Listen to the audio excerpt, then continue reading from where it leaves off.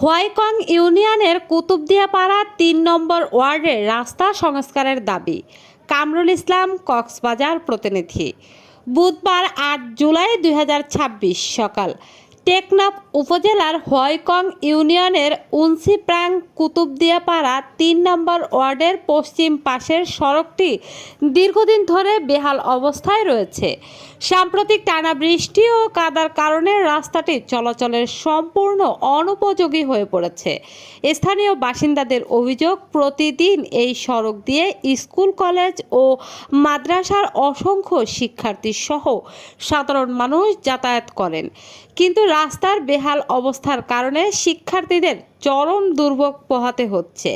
কাদা ও জমে থাকা পানির কারণে অনেকেই সময়মতো শিক্ষা প্রতিষ্ঠানে পৌঁছাতে পারছেন না, পাশাপাশি দুর্ঘটনার আশঙ্কাও বেড়ে গেছে।